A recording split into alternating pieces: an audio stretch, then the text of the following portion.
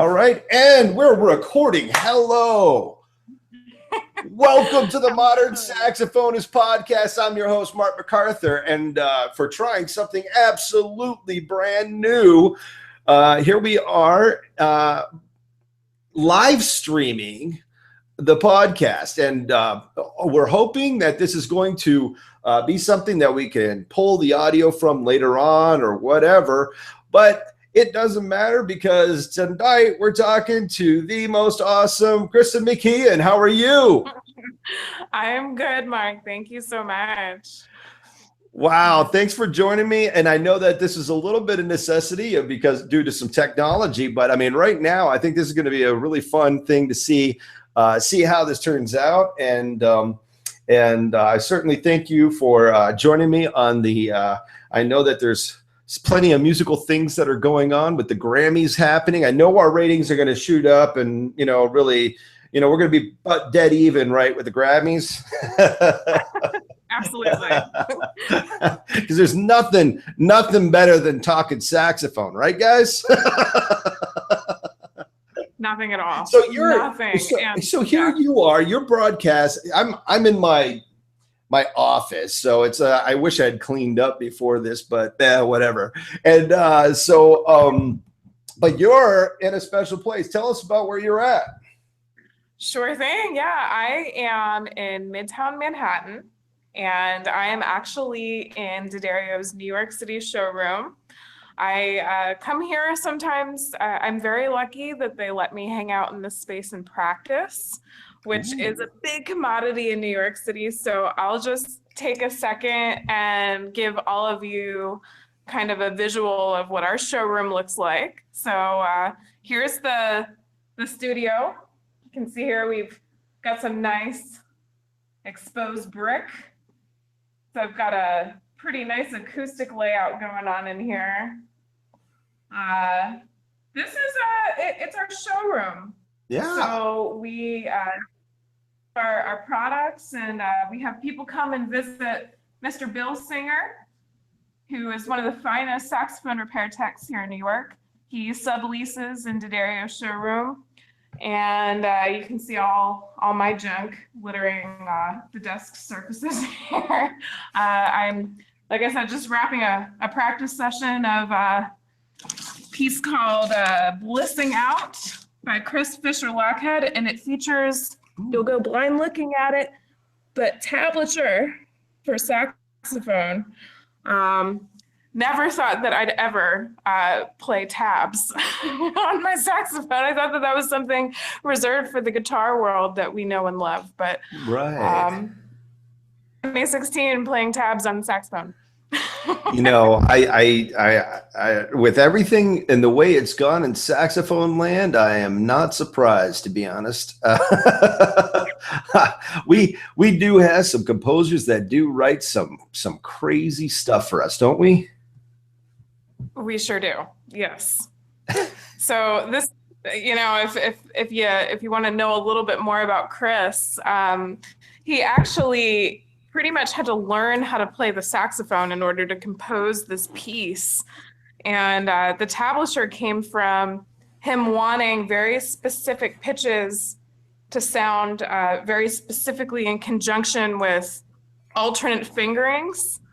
So plus C1, plus TA, all those kinds of alternate things that we do to get quarter tones and things like that. And so, wow, steep learning curve here.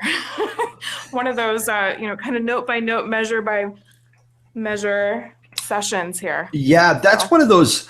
That's an interesting thing because a lot of us are familiar with maybe the new Weiss book or like the Hello, Mr. Sax, Lundex, or Kinsey, and they have, each one of them have their own little references and ways to associate with different parts of the saxophone, what filter, what venting we should use in order to create all those quarter tones or weird or any off sound other than a standard scale.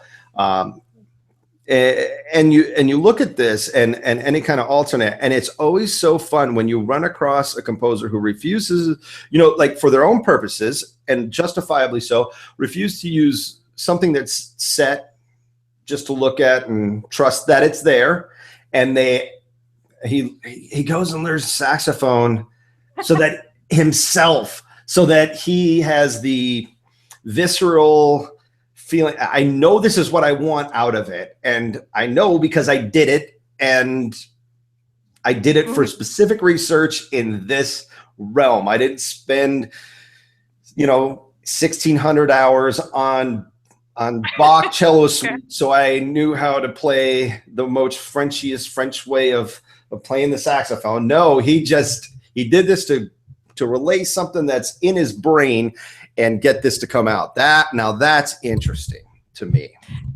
It really is, and it's funny. This piece is a quartet piece that was written for the Anubis saxophone quartet, and my quartet that I'm in, New Thread, is kind of reinvigorating it. We want to, give it a little bit of life, and we've talked about how much it compares to some of the gestural things that you see in Barry Cockcroft's music. Right. But the difference is this dude didn't study saxophone. So he doesn't have a basis of pedagogy that he's referencing when he puts together this tablature. And so it's been kind of wild, actually, to put together. It's difficult to practice without memorizing it, to be totally honest, because you're looking at notes, you're looking at pitches, you're looking at specific articulations and accidentals, but you're also looking at tabs. Like straight up, this is the way that I want you to finger a C quarter tone natural, in the middle. So it's very very new. So. But that's what we do, right? As modern saxophonists. Yeah, that's it. And it's got so many definitions. Yes. I was on I was just decided to throw on a Periscope just for a hay of it and whatnot the other day, and I had somebody ask me, "Well, what is modern saxophone or whatever?" And I was like, well, first and foremost, it's my podcast. And I picked the name because it's today. It's what's happening today. Really. That's all. That's it. That was the whole point of it. But it was so funny how some other people were like, should we all wear turtlenecks, or what should we do? Should we all be in black? Or and I'm like going, okay, just seriously, it's not anything, but really, the best part about today and living today is that even though, musically we can go back. I mean, one of my favorite things to have learned about modern music, breaking norms, was of course Stravinsky's Rite of Spring, and here they are jumping up in potato sacks and people throwing tomatoes and rioting in the premiere of this, and you sit there and you think about everything that's happened since then. And I mean, Rite of Spring, we listened to that, and I'm going, hey, that's a pretty tonal piece for what we are used to these days.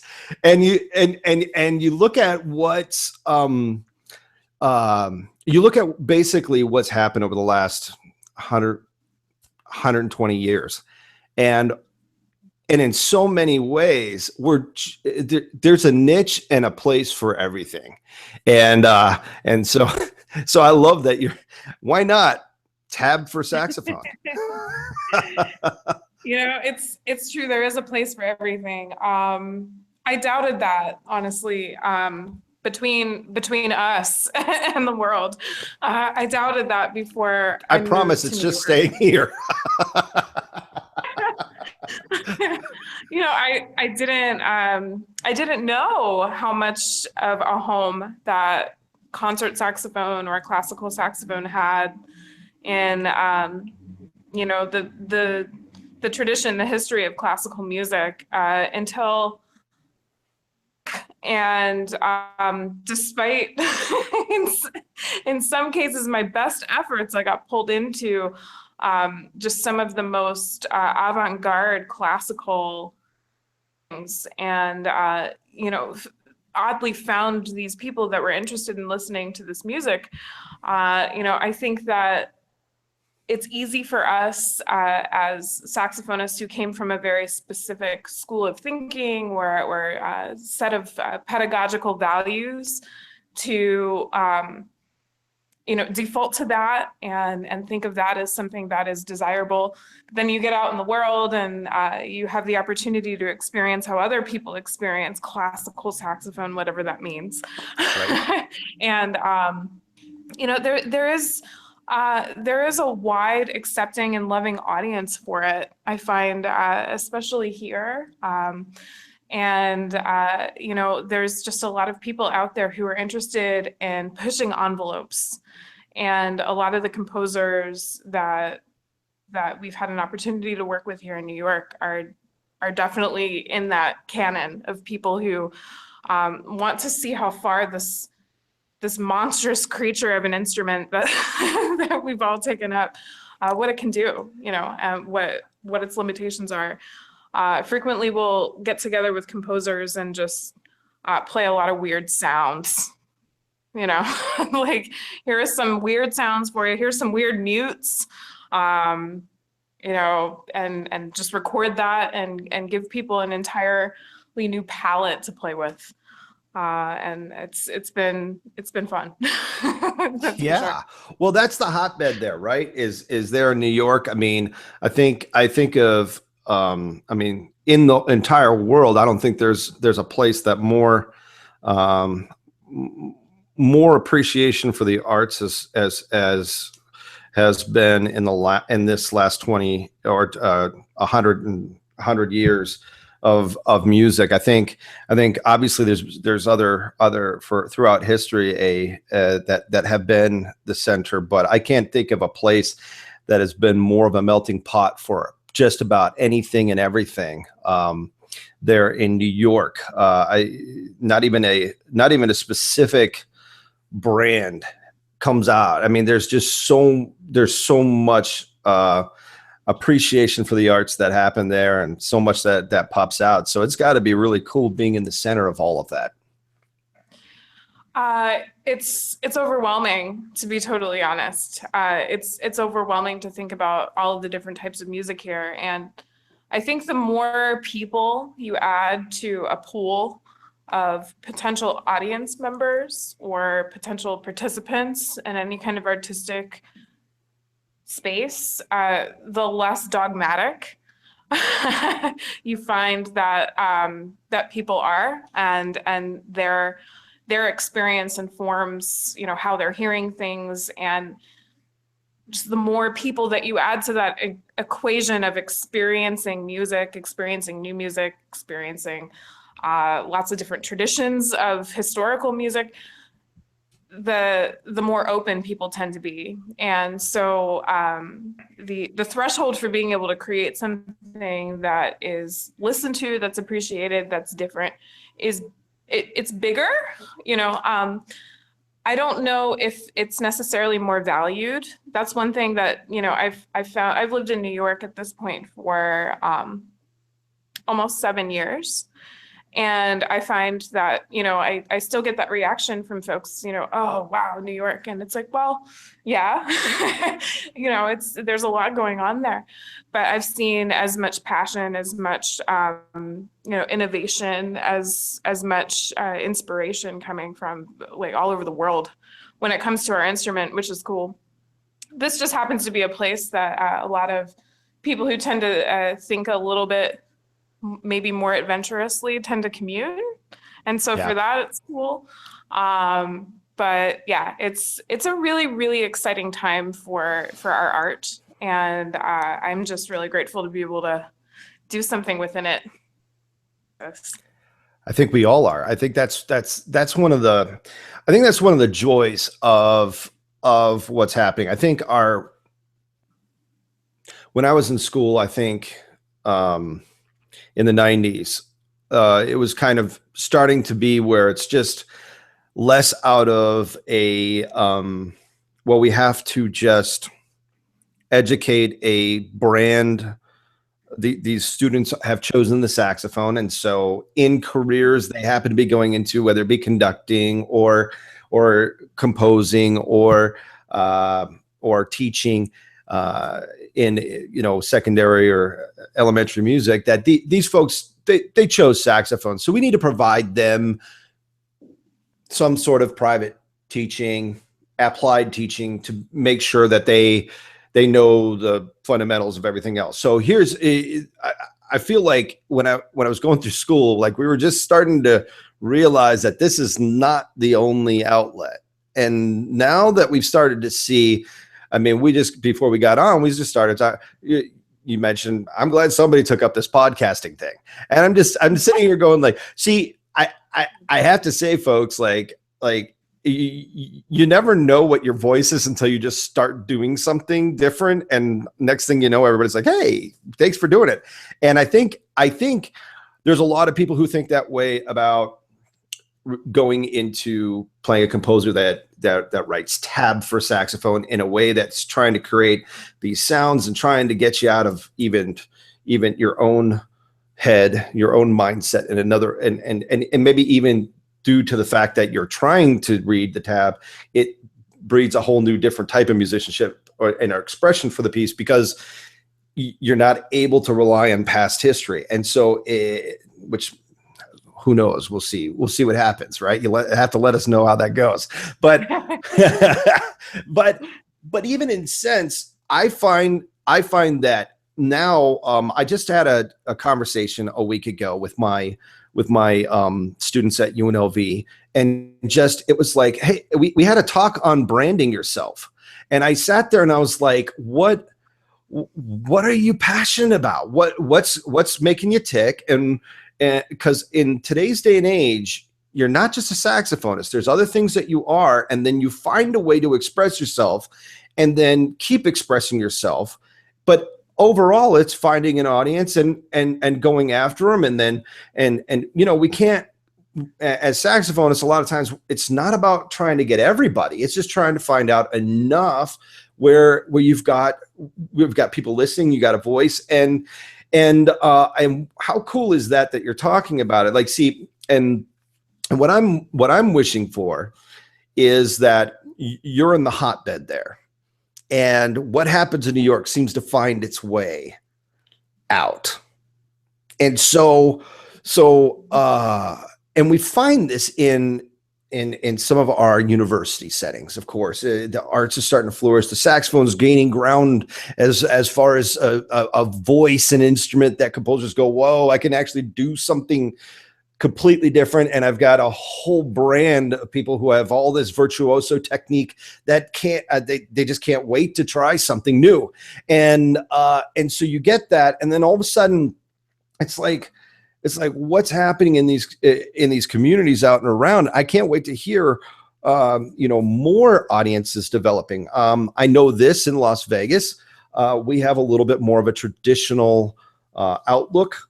I remember moving here in 2001, and basically nobody even thought that the saxophone could be played classically. And now there's a pretty rich, we've got tons of great saxophone players here. So now it's like there is a ton of people that understand it, and students that are doing it and understand it. And so it's really breeding that culture and that awareness and that outlet. I think for us, it's finding venues that appreciate it in order to gain get a presentation together and understand its value. That it takes time to put these things together, and it also takes a great somebody who's willing to put in that kind of time for such appreciation and try to get people out. And I think across the world, I think that's always that's kind of the thing for the arts. But it's so nice to hear that, because hey, look, what happens in New York does go around the world. So I think it must be nice being in the hotbed like that, being constantly asked to do these things. So are you in connection with a lot of composers there? We are, fortunately.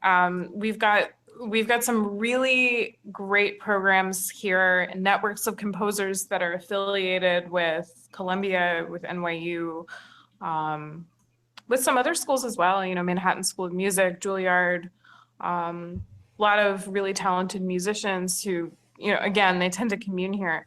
However, I want to just go backwards and touch a little bit on something that you referenced, which I found really interesting. Talking about finding the right venue.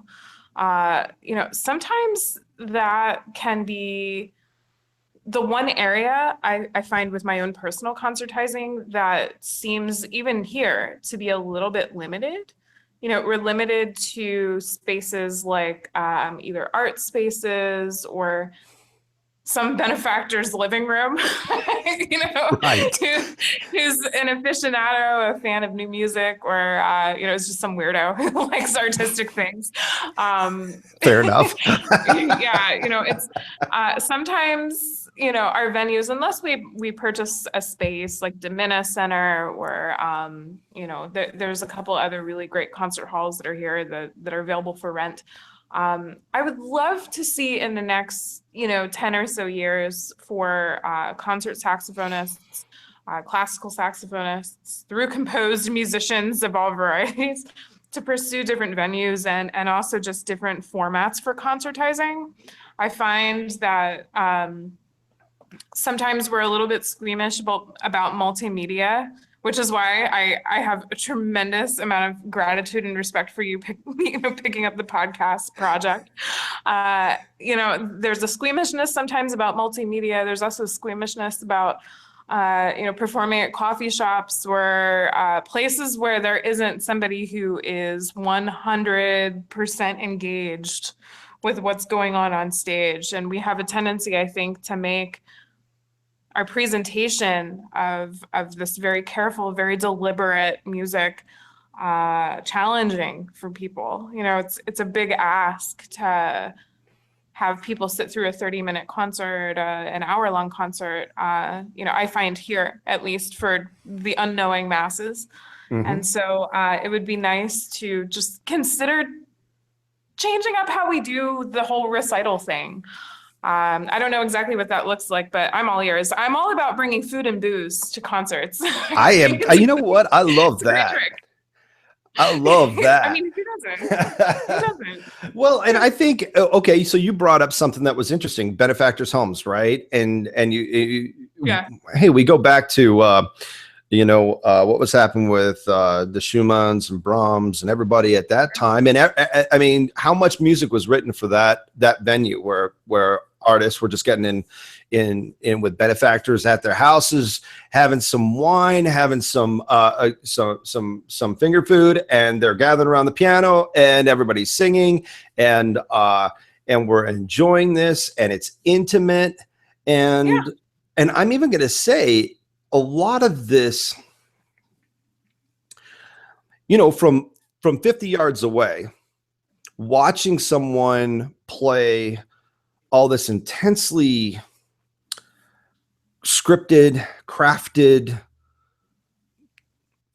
tones. Let's even call it that, because at some point, like a composer I really love listening to is Marcos Balter, and most of the time we're not even talking about actual pitches that are coming out. We're getting anything ancillary away from an actual traditional tone, and Sure. and here we are, and you branch into that. Well, from 50 yards away in the back of an auditorium, it has an effect, but standing up close, seeing the intricate finger work, hearing the breath, hearing what the performer is going through, or heck, even sitting behind and actually watching it go by on the screen, you're like, oh, cool. Okay. And I think in a way, I think some of I love that. I mean, that's certainly, and I don't know, isn't that the whole, that's been the the break, I think, for an awful lot of us is that where do we concertize? Where do we actually get a chance to play? And a lot of it seems to be a little bit academic, because a lot of times it's just based on invitations to universities. They have the facility and they're dedicated to presenting official demonstrations of what it is to do this, which is necessary. And please, universities, don't stop doing that.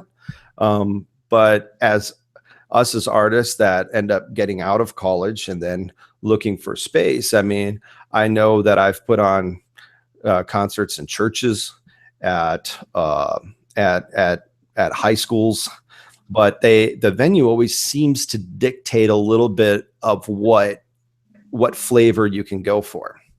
Sure. Yeah. And so yes, I don't know. Do you got any other, what's the strangest place you've played in? That's a great question. Well, you never have quite as strange an experience as busking in a New York City subway, which I will admit I did do the first couple months that I lived here. I was sleeping on a yoga mat, so there was a need to scrounge and use my gifts for all I could get.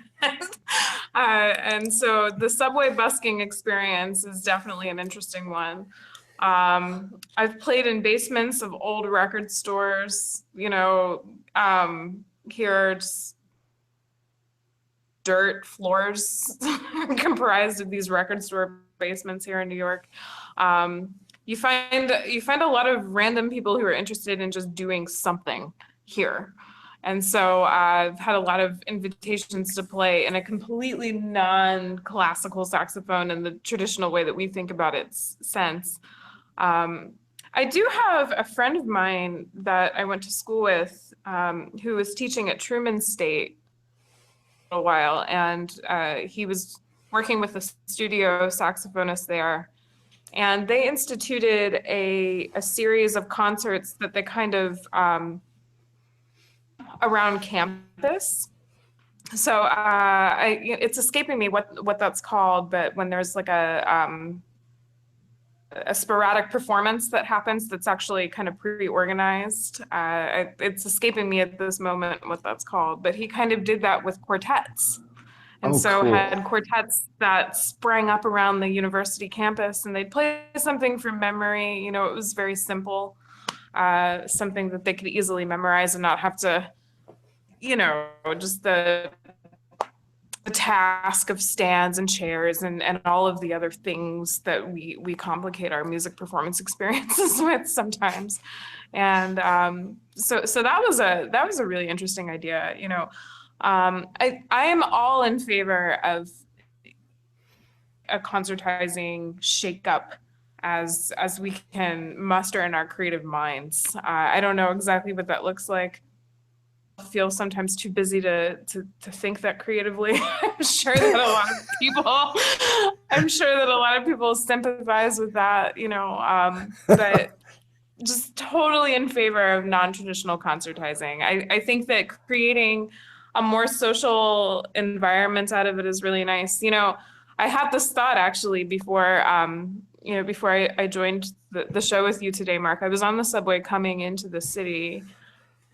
A woman about my age who noticed what I was reading. I was reading some book on advertising.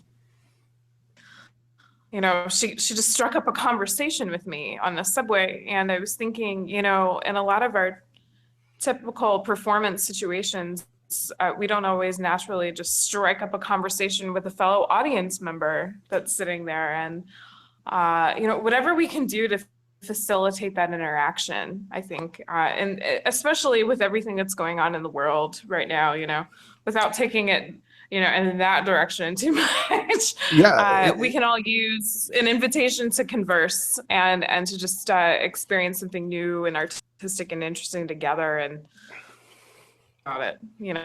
Dialogue's good. I like dialogue. I have to say, I'll go ahead and speak to that whole climate. We could use a whole lot of just talking and conversing back and forth without it going anywhere. And just we're in a new, I'll say this, we're kind of in a new day in where things are at. And I don't know if it's good or bad or whatever. I guess we'll find out, won't we?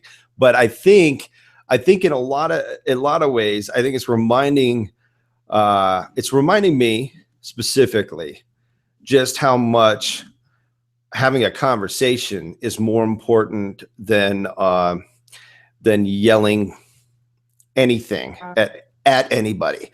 I would much rather spend the time. I would much rather enjoy the moment, have a coffee, talk to somebody across, share a thought, and it doesn't have to be my whole life, but share a thought. There, just understand that this is a pretty integrated world, and that we can converse with each other without brutalizing each other over any kind of ideologue type thing that can completely ruin your day.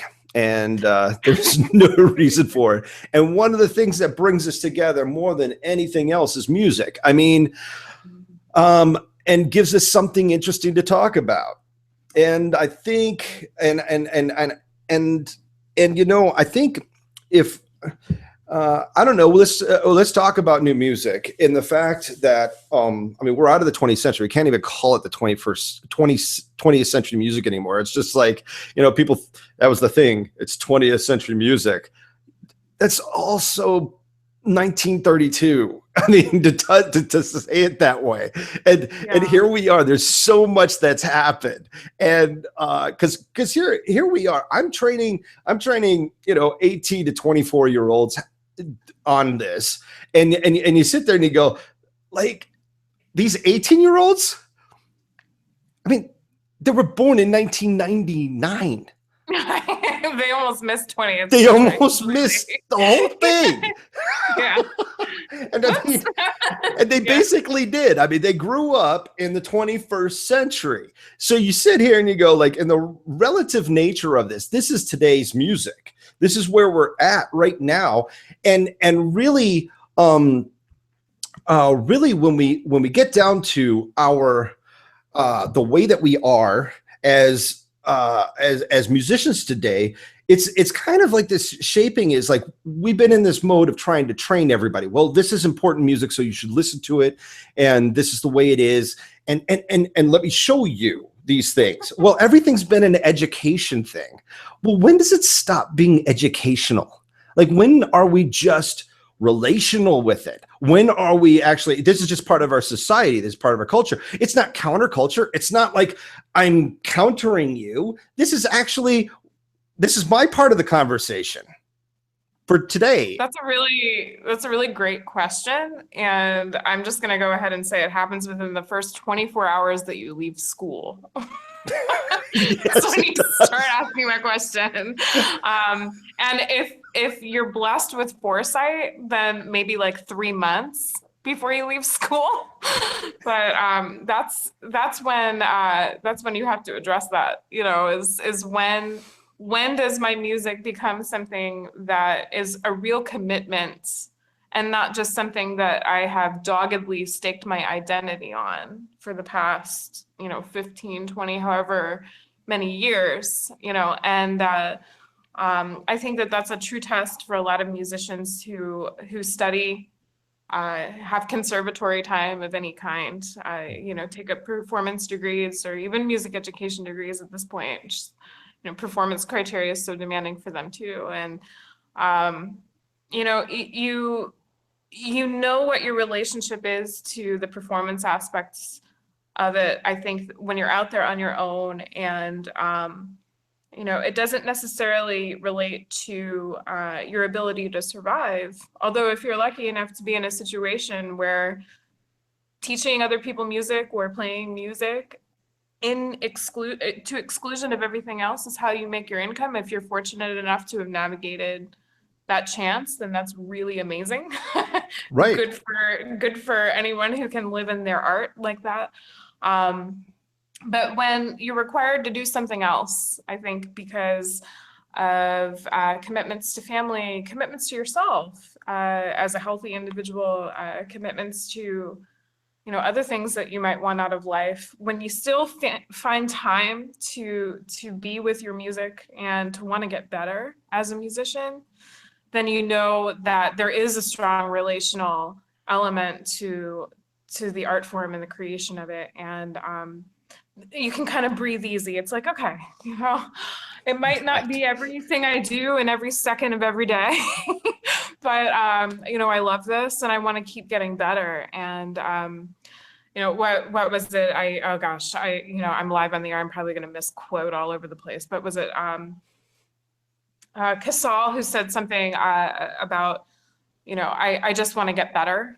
I practice because I want to get better each day, or something very simple like that. We just want to improve.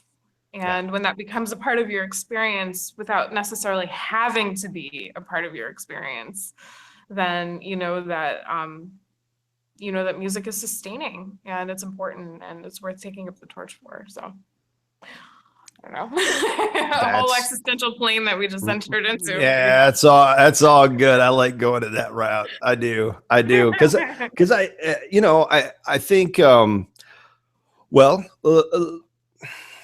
you look at a famous boxer who believes in what they do. I mean, they hit other people. They smash other people's face in. And you think of somebody like Muhammad Ali, and it's just, and he says all his sayings. He's like, he just gets all pumped, and everybody remembers that. And you sit there and you go, this guy's a boxer, and he's believing that what he does in the world is the most incredible thing in the world, and it's all this, and all eyes are on, and he uses that, and Muhammad Ali's a guy that did use his stature and what he could say to help others in the world, and you look at that and you go like, well, even for musicians, like, our language isn't with our fists. Hopefully not. But that would be really adventurous new music. I did have to leave the door open. And so, but in our language, we've learned our craft. We've gone through our arts juries, all our conservatory training. We've done our we've earned a piece of paper that says something along the lines that we can do this.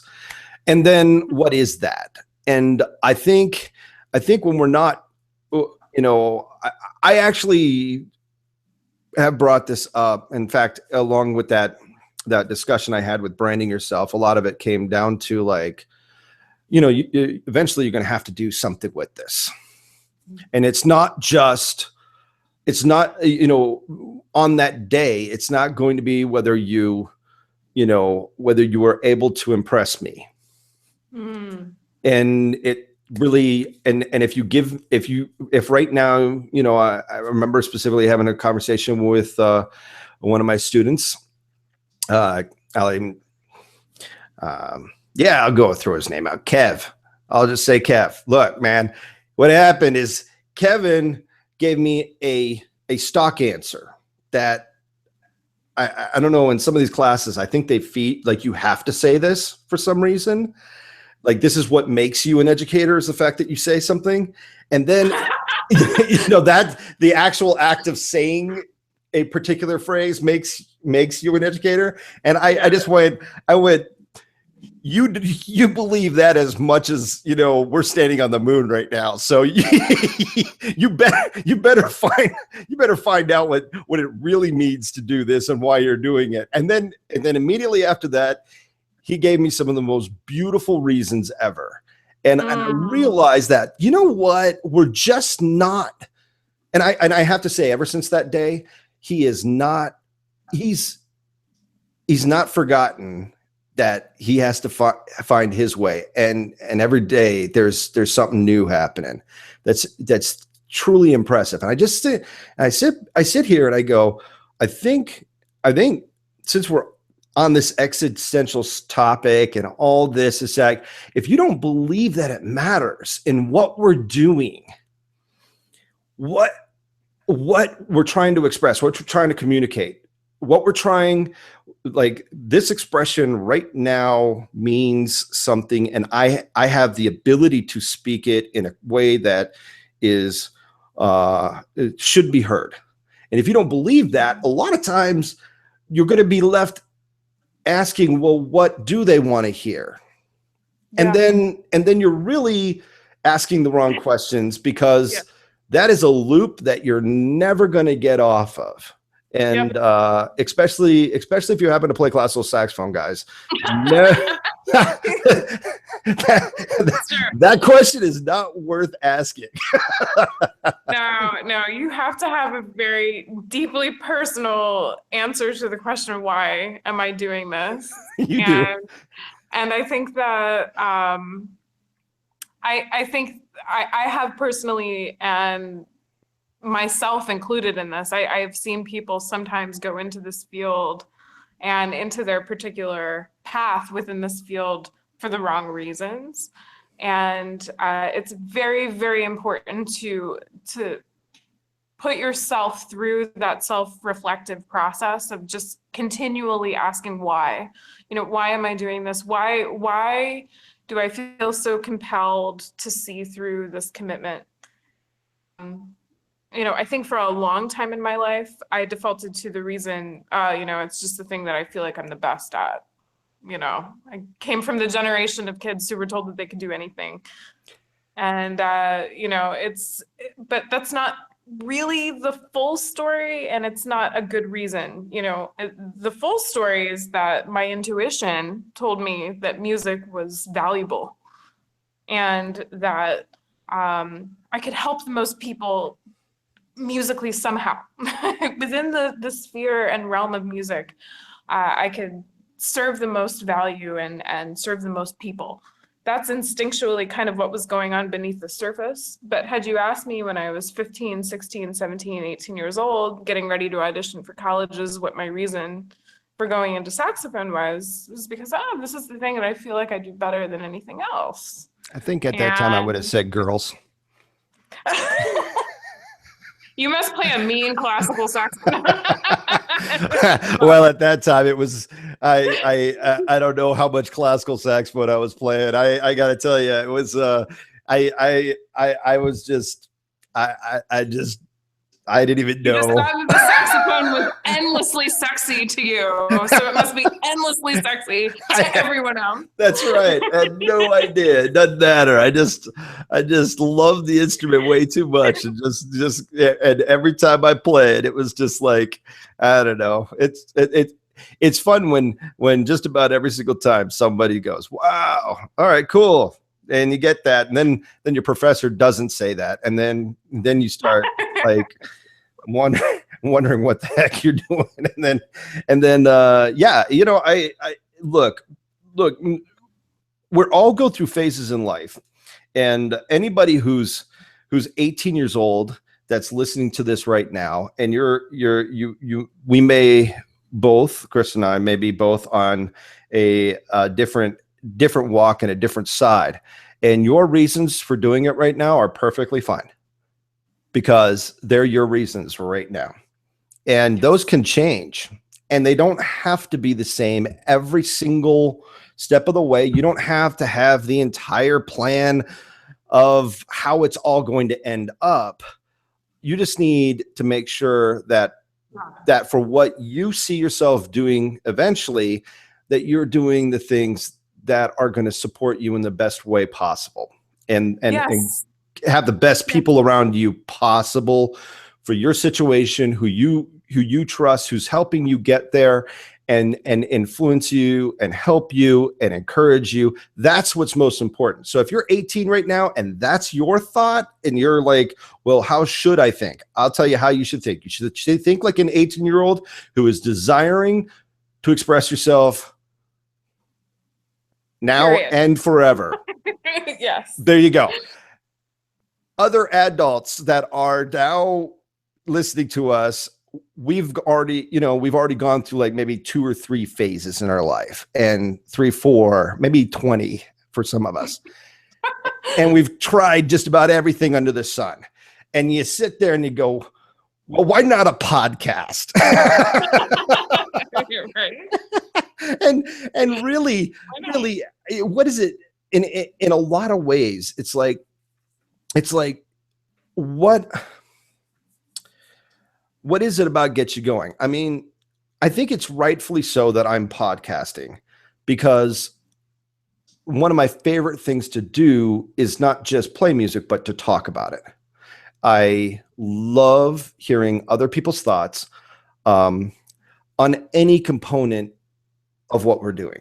I've always enjoyed the conversation in the coffee shops, at the bar, at the having over dinner, or just driving somebody to the airport. Anybody I can glean from, I'm there.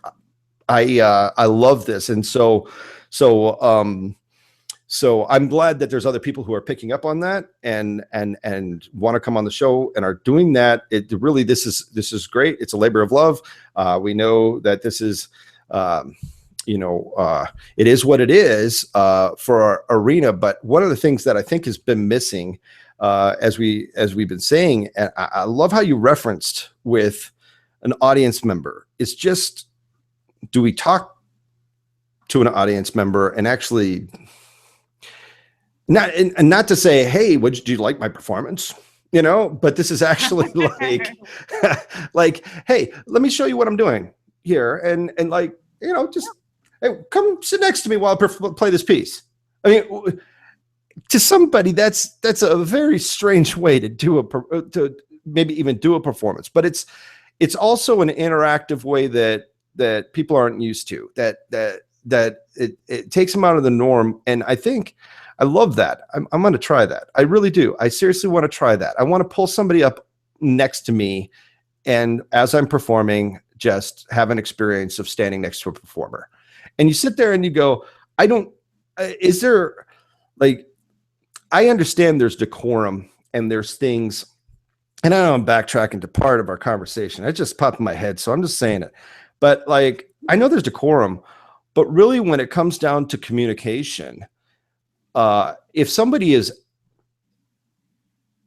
communicating in a healthy way, is there really a wrong way to approach the conversation? I mean, in these days, the process of it, is it okay for a group of performers, instead of being on stage, they form the chairs around and in a way where they can walk through the audience? Or, what is appropriate? And you sit there and you go, well, of course it's all appropriate. And unique. And I see guys who do all the busking out on the Las Vegas Strip, because we have plenty of busking opportunities. Sure you do. And it's very nice weather. Exactly. And if you want to pull the whole sexy sax band thing in the summertime, no shirt and suspenders works perfect. So absolutely. Not going to do it. Definitely not going to do it. Still love George Michael though. But so anyway, I think what we're talking about in all of this is anybody who is going to communicate about who they are and what they do, they're going to do it well. And I found this on the podcast, and we were even talking before going live here on whether it's no editing, where we can't go back and go, that little part, maybe X that out. And you're saying, I'll trust myself if you trust yourself. I'm like, yeah, let's go. I think that in a lot of ways, our society is getting more and more used to in these live settings with the more real us rather than the here's our supremely polished and supremely overproduced self to now, hey, this is really our, yeah, look around my room. You see my saxophones over here and clarinets over there. You see my keyboard over here that I write on every once in a while, and paintings that haven't even been put on the wall yet. So yeah, I mean, this is, in a way, okay. So that's just a physical, but at the same rate, I love how you're talking because we're able to just communicate a sense of realness. And I actually think that's what people are connecting to in a lot of ways these days. Absolutely. I mean, think about the number of minutes that you spend watching something on YouTube or in the interwebs that is live, that's uncut, that is kind of mundane, but also amazingly like cat videos. Come on. Oh, come on. You get lost for days and days. And like if I'm listening to some kind of recital in some kind of very traditional format, like I'm just going to be honest and say, like, they might be lucky if they get 45 seconds of my attention before I'm onto my email or something. And, that's, unless they're really amazing, unless it's a really amazing performance. I'm a little bit embarrassed to admit that, but I might have a larger attention span for cat videos than I do for most recitals. Whoops. But yeah, like just it's why it's important to be honest and ask these questions about concertizing and about how we experience the world and how we make music more experiential. I'm saying if somebody came up to me and said, we're going to arrange our ensemble around you so that you can experience this music, be like, awesome. Right. And at least you got them for the first 15 minutes. And then after that, they're kind of locked in because they're standing right next to you. Yeah. And then they might be like, this is a lot to ask for. Like after 15 minutes, like, I don't know about those. But it's good to shake things up. It's good to shake things up. And it's also good to, explain that there's a very human experience that's going on for all of us at any given moment. And while, we pride ourselves, I think, as concert saxophonists, classical saxophonists, modern saxophonists on, relatively living with a nuance of perfection, streaming about our days and our lives. It's good to remember that we're all coming from a place of discovery and a place of newness all the time. I like that you were referencing, how things are always new, and what was relevant in 1999 is not really as relevant in 2016. And it's hey, we flipped that one. It's 2017 now. It's 20. Oh my gosh. I'm like to that point, I know. Like, I know. 2014, 2017, it's all the same. No.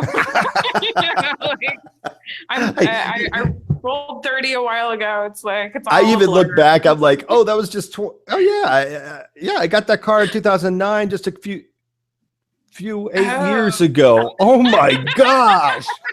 Yeah, totally. It's amazing. So I think that's the interesting thing. I've also found that, that phases in life, what we were talking about, I got married 3.5 years ago now. And I'm just telling you, like, that whole, it's completely different in some of the ways that and reasons you make decisions. And again, I have to say, I got to apologize to every single person, as I was single for years. All you married folk must have been just laughing your tail off at me for like these silly suggestions I had for how to live life. What was I thinking? Like I was living in a bubble. I mean, seriously. And it's So really, has it really all changed? Has it really all changed since you got married? Is everything totally different? no, not everything's totally different. In Not fact, everything. it's all better. I mean, what's great is I've really got somebody to share it with and actually laugh at me for getting too serious on some stuff, and it keeps me grounded for sure. It's awesome. It's the most incredible thing ever. And so that's where that's why phases of life are important. And that's why we enjoy our phases of life and where we're at. And we take today, we make a statement on today, and we continue to work. We take what we've worked on and the things that are dear to us, and we just try to keep on making it better. I mean, my challenge to my students when I was doing the whole branding yourself type conversation we were having, my challenge was to find one thing this year that you ended up you're going to do that is going to be your mark for right now in how you're going to brand yourself, like how to define yourself right now. Not it doesn't have to be how it's going to build towards anything, but you're going to take what you've got right now and you're going to brand yourself and do something that could be a real statement now. Yeah. And then you could choose what that is later on. And, one of my students came up to me right after class and said that he was him and his wife were circus performers for years. And he's in the jazz studio, and he's not a direct student of mine, but he's just saying, I can't believe that you're saying all this right now, because my wife and I are going through this, and we're wondering how to work this saxophone. She's a dancer. I do all this fire, breathing fire and eating fire. I'm like, I can't think of anything more perfect. Saxophone. Fire. Eating fire. I'm sure we could hook up some sort of generator at the end of your bell and have fire coming out the end. And I mean, come on. Did you figure it out, man? And I did. I told them, you're going to figure it out. You're going to create some videos. We're all going to like it. And we're going to share it. And then we're going to, and I want it to happen in front of the Bellagio fountains. I told them that's my whole thing. I want to see this happen in front of the Bellagio fountains. I want all traffic to stop. I want this whole thing to go viral, because you need to make sure, Mark, that you sign an exclusive on that content for your podcast. Yes. Like now. Right, exactly. Make sure that it's exclusive content for you. I'll live stream that all day, man. I'll live stream it all day long. And that's where I just sit there and I go, we've got all these ideas, and a lot of times it's like we're wondering, is it okay? Yes, it's okay. Of course it's okay. And in today's realm, with the way that here we are, we are live streaming, and if you're listening on the podcast, you should probably go to our YouTube page, which is The Modern Saxophonist, and you'll be able to see this recording. That's actually up, so you can see Chris and I talking back and forth. And this is what I believe. We look at this, and this is just, we're taking time on a Sunday afternoon to talk about this. And you look, and again, it's just a statement. This is just a conversation that's happening in time. It's where we are. If we look back after 10 years, and we go back to this conversation, I don't know, maybe we have more to add, maybe we don't. What is it? It doesn't matter. It really doesn't. But we're so glad that you're listening. That's one thing. And also we're really happy that we are in a very large community of people who care deeply about this instrument and how it progresses in all forms. And I think in all of it, that's the place of saxophone that and I'd like to get your thoughts on this, because here you are in the hotbed of New York, which you've talked about the classical side, but I mean, clearly there's there's a huge jazz, pop,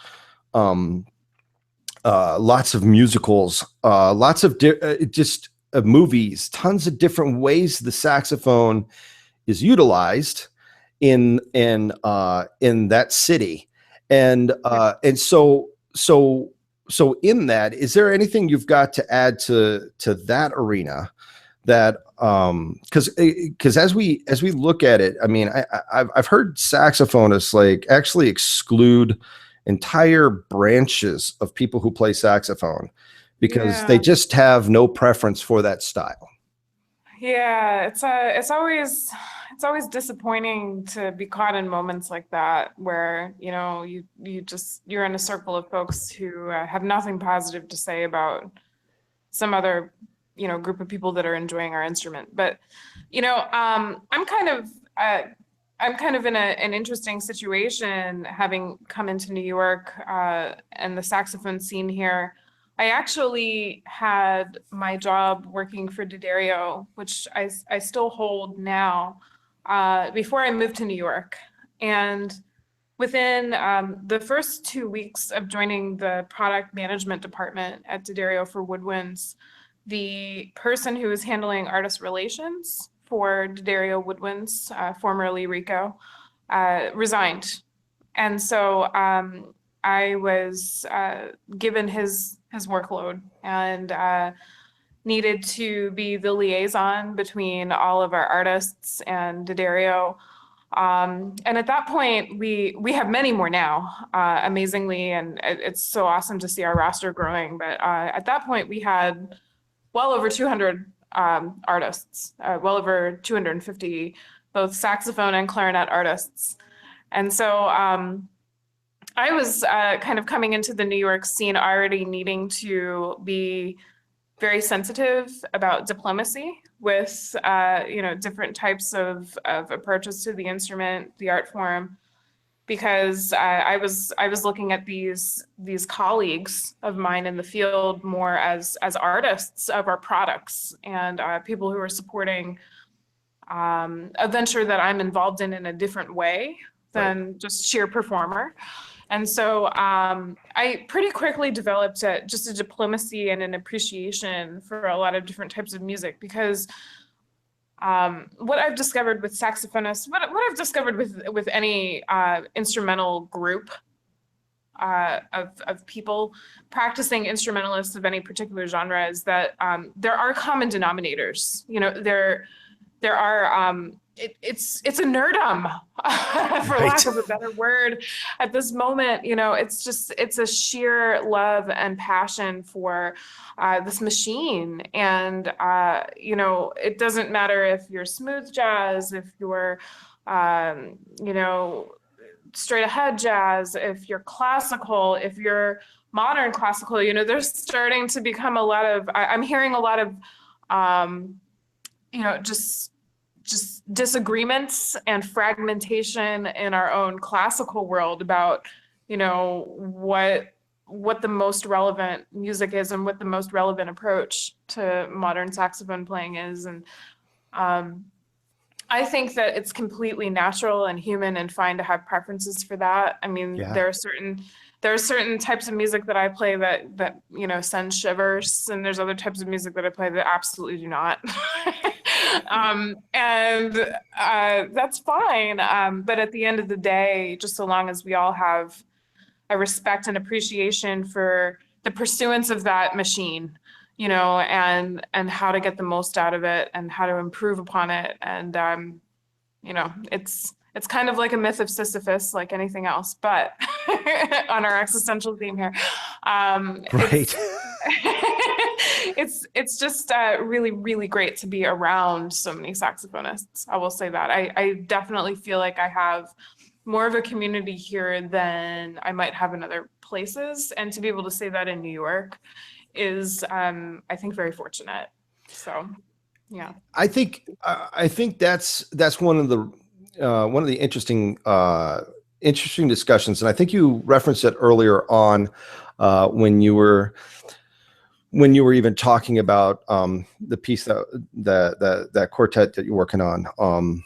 You end up it really does end up seeming to be environment that you're around.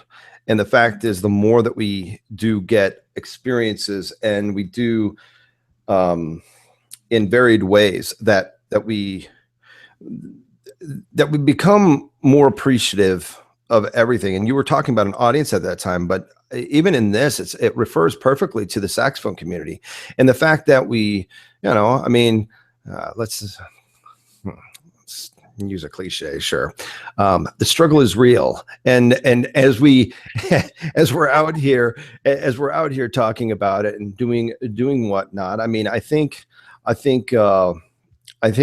challenging, and I've seen this a few times where people challenge the way people make their livelihood, and they found their niche in the way they use the instrument, and somebody may have a little bit of difficulty with how they go about that. And you sit there and you go, are you kidding me? They're making a livelihood expressing themselves on this instrument. And whether it's, what they studied and what that person who told them to do, this ends up being the way they're able to make their livelihood in this realm. And I love how you said this is what's the most relevant out there today. Well, I don't know. What did you go out and play today? And how relevant was it to that audience? Yes, exactly. I mean, and if it was relevant to them today, good. If it wasn't relevant to them, did you help them make it relevant? And if it wasn't relevant to them after that, then did you make an adjustment? I mean, because this is really not about, what should we all be promoting? This is actually just, I mean, I think in a way, what are we actually going to be able to say tomorrow? And first of all, we got to be able to live with ourselves. I mean, let's be honest. I mean, I think in a lot of ways, I think it would be a shame if somebody were to enter into smooth jazz and absolutely despise it with every core of who they are is playing that music. And I mean, if that's your feeling, then maybe, I mean, please don't do it. We're going to be able to hear that. I mean, music is beautifully honest, and that is, it's incredible. And I think that and the same thing, if you're somebody who's very interested in very, all the techniques of, this 20th century, getting the perfect slap tongue with the exact quarter tone in place, and you're interested in that, but it's not in your wheelhouse yet. Well, then your desire will lead you down that path to accurately do that if you seek that out enough. But if you have a hard time doing that, there's some very cheesy ways that can be played, and very ineffectively. And so our music will speak for ourselves for what ours is. But what I find, and this is very interesting, I think it comes down to preference, because what happens is that we impose our preferences on others, as in what the entirety of what everybody should be going after is based on our preference. It's I think that worldview is a little bit difficult for me to latch on to. And I hear you where you're at, because working at Diodaria, you're and working with the artists, and working with just even other players that are out there that are not artists, but you get to interact with, and in that you end up, it may not necessarily because of your job, maybe very initially have to be diplomatic. That's fine. But right now, due to those experiences, it's just like second nature, because it's easier. It gets easier and easier to appreciate people as you realize that they are just expressing themselves in the way that they do that the best. Totally. The more people that you're around, the more people that you're forced to work with, the more saturated that you become with contact. I think the more commonalities actually you find between different people. than differences. And so it does make it a lot easier to understand different positions on music making. The only time that I've ever encountered folks who have a deep aversion to one type of music or another is when they feel like it directly threatens their audience participation of whatever they're doing. Right. Or the relevance, talking about this theme of relevancy and need, when it directly in their minds threatens what they're doing. And so when you're encountering someone like that, I think it's a really good opportunity to just present a question or maybe a scenario of, is there any way that your world and this other world can coexist, and that we can pursue multimedia projects together with sexy sax man and weird like avant-garde slap tonguing in some weird venue somewhere? Is there some universe in which that might be something that someone will watch for more than 45 seconds on YouTube? I don't know, maybe. That's where I was gonna go. You might have me at about 1.5 minutes with that video. You might get twice as much of me, maybe. I don't know. Oh my gosh, I love it. Yeah, I truly believe that we are in it's so easy these days to have a conversation. There's so many different facets, so many different outlets, and we still choose to stick to our tribes.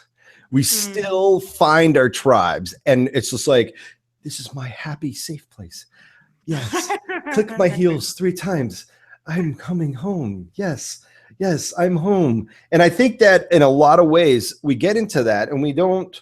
One of the greatest statements and masterclasses I've ever been a part of was Wayne Shorter and Herbie Hancock giving a masterclass at the University of Arizona when I was there, and he was stepping into some avant-garde jazz, and where he's really working with tone colors and trying to do some things. And to what success?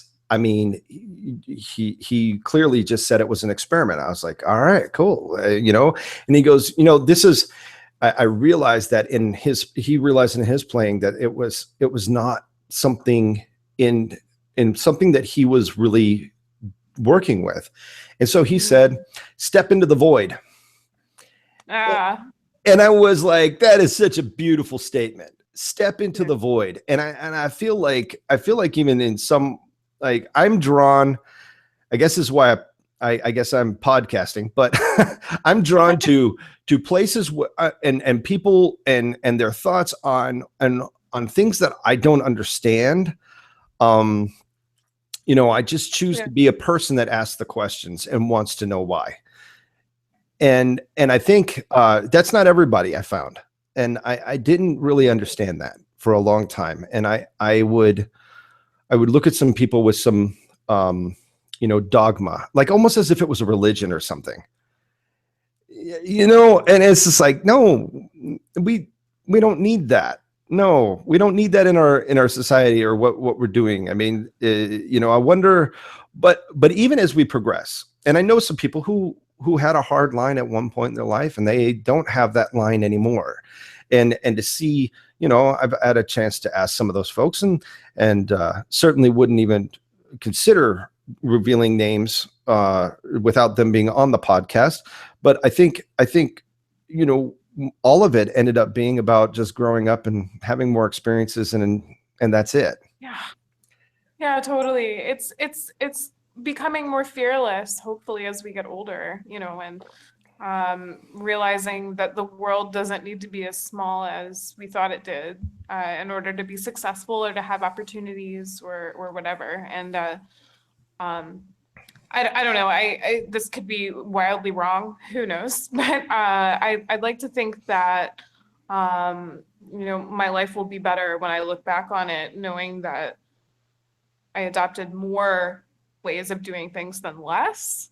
Agreed. And considered more ways of doing things than less ways of doing things. And I was very, very narrow thinking when I was younger and was very much on a trajectory towards something, and fortunately got plucked out of it because of circumstance more than, my own creation in a lot of ways. And, I have to think that, the more questions that we ask people who are coming from different experiences and, different ideas, the better we're going to be for it. So yeah, I love it, Mark. I love what you're doing. I love that you're the guy that asks why. Well, good. I'm enjoying it myself, and it seems like a lot of others are. I got to, just getting to talk to more saxophonists. I saw you up at Midwest, and it was just such a pleasure to run into so many folks up there at the conference, and just get to when I mentioned modern saxophonists, and there's so many people just really enjoy it. I had no idea. A lot of people don't write, they don't call, they don't let me know. But they, what happens is that you look at it and you go, wow, there's, I guess part of it is what I'm realizing is how impactful a valid conversation can do. And I think for some ways we forgot that is one of the most powerful ways to learn, is to have a conversation. I think sometimes we get caught up in the technicals of producing, even just a good lecture or a solid paper or a solid recital, and in the end, what did the trick? And a lot of times it's just a good conversation, and tonight certainly has been one. And I didn't even realize where we were going. In fact, folks, I want you to understand, and Kristen, you could testify to this, though, that we really didn't come into this with a plan. Like, what are we going to talk about? I don't know. We're gonna none. Nope. None. So I completely trust this community completely to have something worthwhile to say. I know we've all worked hard at what we do, and I, and in that we've all got something interesting to talk about. I mean, that's what I trust. And here we are, we get on, no agenda, and sometimes some really cool things come out of it. And I would have to say this is one of them. So Chris, you got anything else to add? I don't, nothing profound, certainly, other than just be open. I think that's kind of the theme of our particular podcast session here. And, if there are any questions that your listeners have for me or for you afterwards, maybe let's direct all questions or follow up subsequent conversation to the Modern Saxophonist. Cool. I'm happy to continue the conversation with you. And thank you so much for just being awesome, and the great reconnection at Midwest. I'm glad that we had a chance to catch up both there and here. And keep on doing it. It's really, really a pleasure to be a part of it. Oh, I'm so glad we got to connect, have you come on the show. And this is I appreciate you saying that. So I'm just going to throw out the modernsaxophonist@gmail.com is where you can email. Go to our website, www.themodernsaxophonist.com, and then also like us on Facebook or follow us at Twitter. I feel like and this is where for the most part, like, it would be nice to start seeing some interaction. And I think a lot of us in the saxophone world, if there's anything I've seen, is like we tiptoe with the best of them. Yeah, we do. It's either that or we're just too busy watching cat videos. And could go either way. Who knows? It's possible either way. But no matter which way you look at it, folks, we have a the power of a conversation and actually putting out there, and maybe I think in this conversation that popped up was no agenda. And I really think that that's something that you'll be really shocked in yourself if you approach a conversation without an agenda. Yeah. And also, what I always find that really helps me is promote somebody else other than yourself for a moment. Oh my gosh. Thank you for saying that. And I just want to second what you're saying about going into a conversation without an agenda. Please don't. Please don't go into a conversation with an agenda. Right. Because, most saxophonists, in fact, I found, see right through that. And it's just better to be natural and be yourself and to be open and willing to experience somebody else's viewpoint, and yes, willing to cross promote. What need can I serve this person, and what thing can I do that's going to be helpful in this conversation or in this collaboration, rather than self-promoting. So yeah, totally on board with that. Yeah. And I really appreciated the fact that that when people are in that game, how and they actually, there's not a oh yeah I'd love to mention, oh yeah, Kristen McKeon, yeah, you know who she is, yeah, go make sure you talk to Kristen, she knows what she's talking about.